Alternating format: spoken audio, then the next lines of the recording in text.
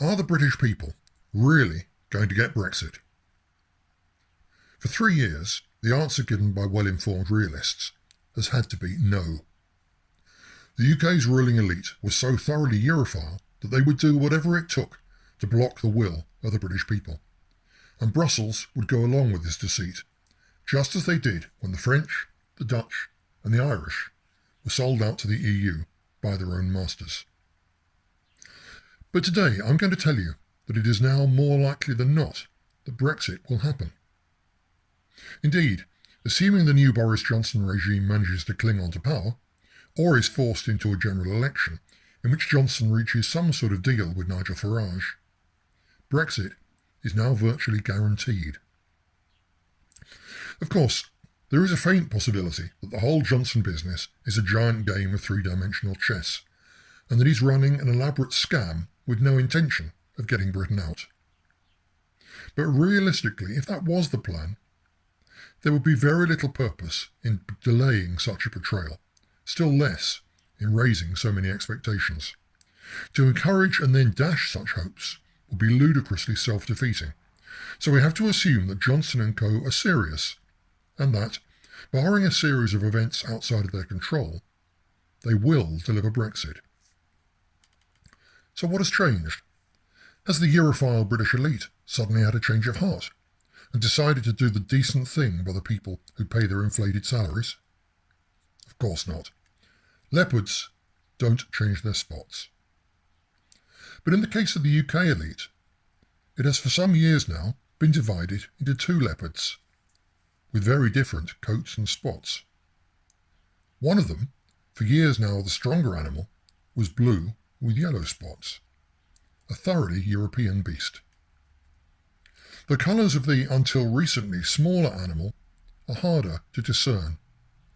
At first glance, they could be seen to resemble the American flag, although that is just camouflage, for in truth the US deep state has no loyalty to America or to the American people. Even within the USA, opinion has been divided on Britain's membership of the European Union. Obama, for example, more or less ordered the Brits to vote to remain, a factor in the decision of quite a few of them to vote to leave. The neocons, by contrast, have become much more hostile to Brussels, particularly since the EU started to display alarming degrees of sympathy for the Palestinians. It wasn't always like that. During the Cold War, the US elite was more or less unanimously in favour of British membership of first the Common Market and then, as it became, the EU. Because right from the start, it was consistently promoted by the CIA as a bloc to balance the Soviet Union. When the communist regime collapsed in 1989, the US power elite gradually shifted its position on the EU. It moved from fervent support to a sort of agnostic, nothing to do with us boredom. But then it gradually became clear that the European Union was steadily becoming the pawn of the German industrial complex. Even worse, there were signs that the Germans were beginning to cosy up to Russia. Within just a few years, the combination of German manufacturing, the European market, and Russia's raw materials were clearly presenting a future threat to the global hegemony of Wall Street, the Federal Reserve, and the American military-industrial complex. On top of this, the inbuilt liberal socialist majority within the EU was making it an increasingly large stumbling block to the globalist privatisation free-for-all favoured by the ultra-capitalist ideology promoted in the USA by the extremely influential followers of Ayn Rand. This all led a significant section of the US deep state to move towards hostility to the European Union and to put in place measures to undermine it. From about 2008, this included the relentless media promotion and no doubt funding of dissident Eurosceptic political movements, particularly UKIP in Britain, and the Five Star Movement in Italy. Franco-German moves to create a European army were seen as a challenge to NATO and to its stateside leadership, and only served to strengthen the arguments of the anti-EU faction within the US elite. extremely well-funded globalist and neocon think tanks, particularly the Henry Jackson Society and the London-based Policy Exchange, began to organise. Their mission? To lay the theoretical groundwork for a globalist, economically liberal, Atlanticist faction within British politics to challenge the pro-EU majority. To cut a long story short, that faction has just grabbed control of the British ship of state. The Europhile elite have not changed their minds, but their hands have been snatched from the rudder. The highly honed survival instinct of the British Conservative Party, which has made it the oldest political party in the world, has simply handed the reins of power to a different bunch of politicians, in hock to a different foreign power. They really do appear committed to delivering Brexit. But before those who voted for it in the first place get too excited, it has to be said that, in delivering the letter of what the people voted for, this bunch will go on to drive a coach and horses through the spirit of that vote. Because the British people voted Brexit fundamentally in a collective cry of anger and pain over being turned into marginalised outsiders in their own country, fit only to pay the taxes. Brussels rule was conflated not just with losing our traditional weights and measures, but with the destruction of the old industries, fishing, coal, steel, shipbuilding, and the devastation of the working class communities that relied on them. And of course with mass immigration, including that from former British colonies in the Third World, an influx which ironically, if anything, was slowed down by the more recent arrival of generally far more assimilable East Europeans from the EU. On top of that, with all the unease of millions of normal people over the political elite's Gadarene rush to embrace social ultra-liberalism, in particular dripping wet law and order policies, and a mania for LGBTQ+ triumphalism. Finally, with the majority of the political class urging people to vote to remain, voting to leave became a way of punishing the political elite, not just in Brussels, but in Westminster as well.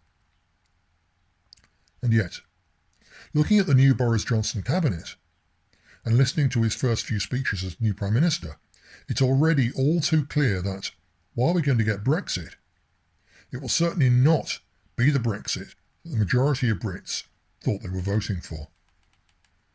To illustrate this, let's take a brief and non-exhaustive look at some of the key players in the Johnson regime.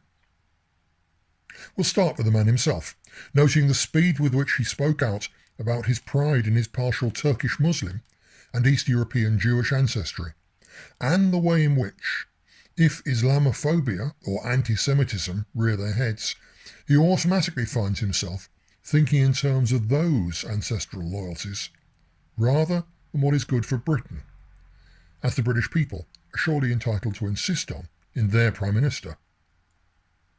Then, in one of his final campaign speeches, Johnson told the LGBT+ conservatives that he has their back.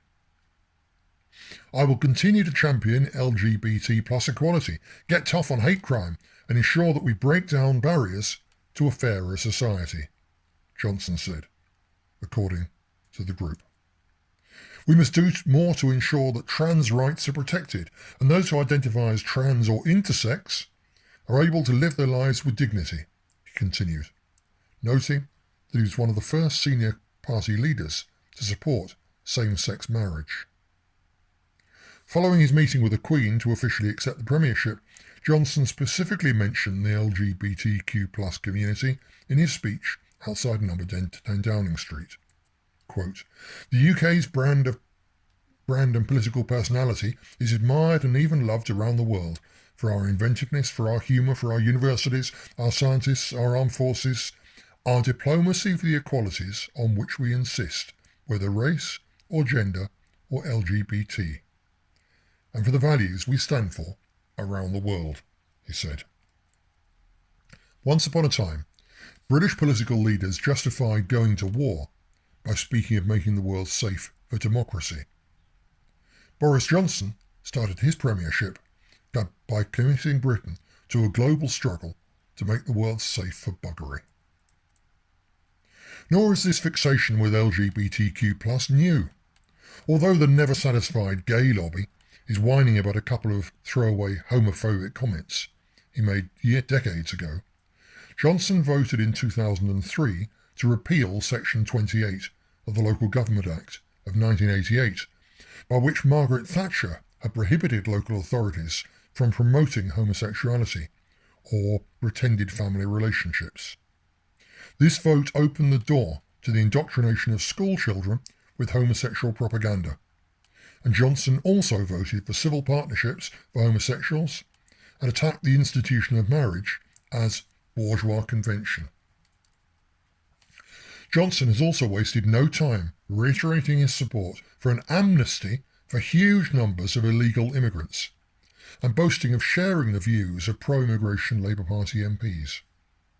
Ominously, he has also refused to pledge, even to attempt to stick to the upper limits on immigration promised, though of course not delivered, by his predecessor Theresa May. With Brexit making it harder for Poles and Hungarians to come to Britain, it is already clear from Johnson's waffle about making the UK open and welcoming immigrants that, far from stopping immigration, as millions of voters expected, Johnson's Brexit will merely swap Polish immigrants for more Pakistanis, Bulgarians for Botswanans. Johnson probably will set Britain free from Brussels, but he is also openly committed to speeding up the process by which the duly liberated Brits are replaced in their own country by a further massive flood of immigrants. And the social liberals, posing as Johnson's fake conservatives, will urge the stupid Brits to suck it up and celebrate their added diversity. We've already seen the start of this process in Johnson creating what he refers to as a Cabinet for Modern Britain, wording that The Guardian's Kehinde Andrews rightly described as a euphemism for non-white. Leading Johnson's great replacement charge will be Home Secretary Priti Patel, who's spoken gushingly of how the new government will, quote, continue to push for a dynamic global Britain that is outward-looking.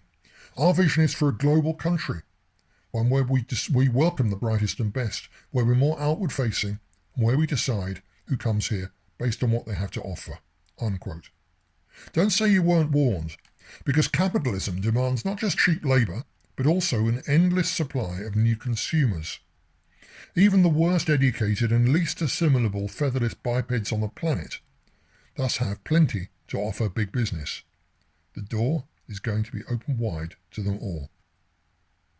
Patel was forced to resign 2 years ago after holding secret meetings with Israeli ministers. The meetings included a visit to an Israeli army field hospital in the occupied Golan Heights, right by the Syrian border, where wounded Al-Qaeda and ISIS fighters were patched up and sent back to continue fighting against the pro-Christian government in Syria. Patel asked officials within her department to look into whether British aid money could be funneled into this medical centre.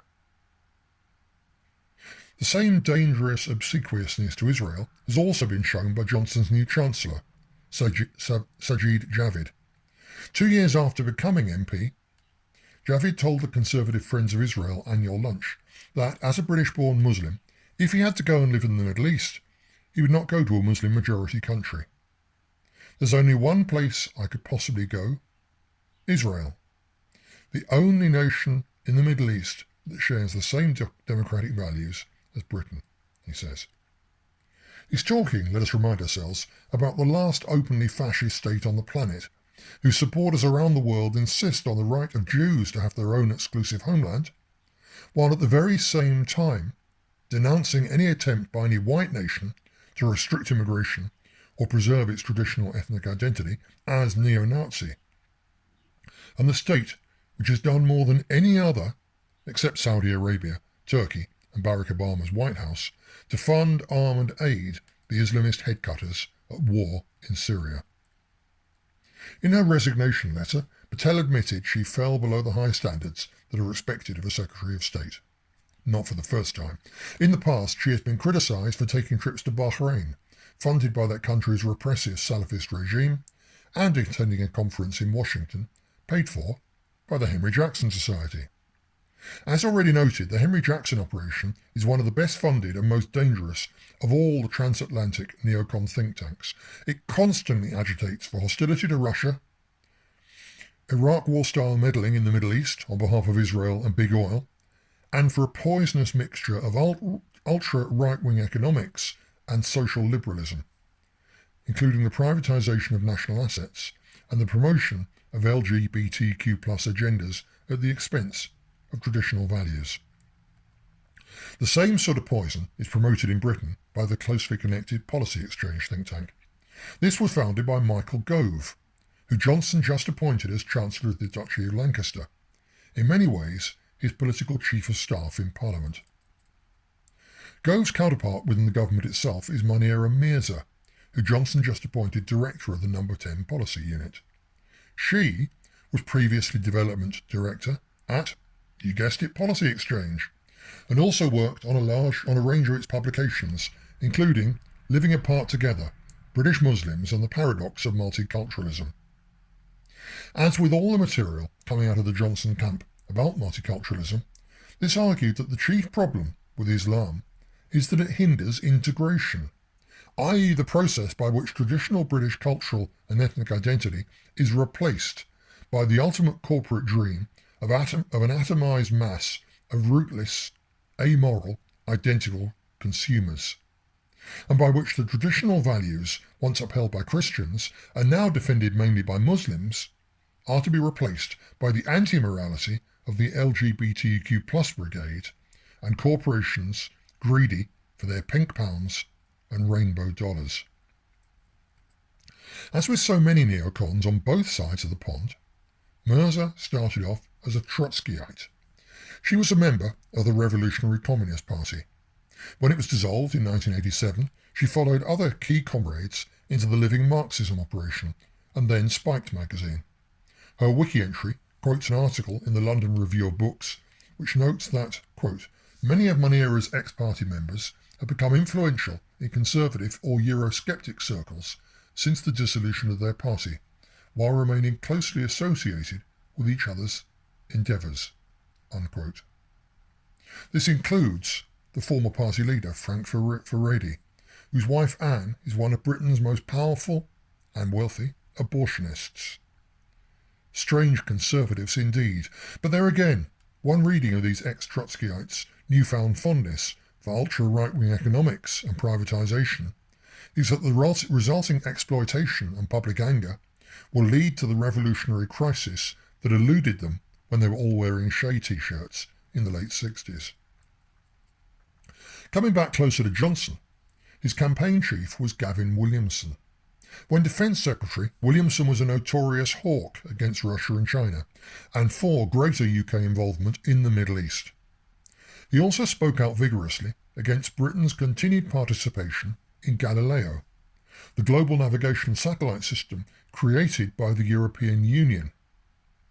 He is one of those pushing for a new UK system compatible with the American GPS and fully integrated with Five Eyes, the intelligence alliance between Australia, Canada, New Zealand, the United States and the UK. As is often the case, follow the money and the spooks. It is Williamson who has given one of the clearest glimpses into the Atlanticist obsession of the new regime. The cornerstone of European security is not the European Union, it's NATO. Let's be absolutely clear, our involvement in NATO is going to be there, long enduring, and for many, many defence secretaries after me, unquote. Another part of the Anglo-American elite can be also seen when you turn over another stone in the Johnson camp. Andrew Griffith, the new business advisor to No. 10, is a former Rothschild investment banker who joined Rupert Murdoch's Sky in 1999 and became finance chief for the group in 2008. Johnson has been spending up to 13 hours a day at Griffith's lavish £9.5 million townhouse. A Johnson campaign source said Griffith had kindly opened up his home to let members of Johnson's transition team meet there.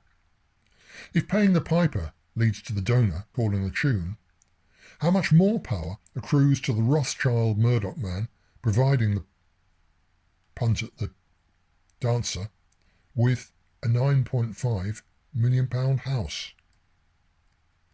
Finally, we just had time to consider Johnson's new chief whip, Mark Spencer. Taking the new regime's enthusiasm for LGBTQ+ issue to its logical, liberal, intolerant end, he has said that Christian teachers who dare to voice opposition to same-sex marriage should be subject to extremism disruption orders.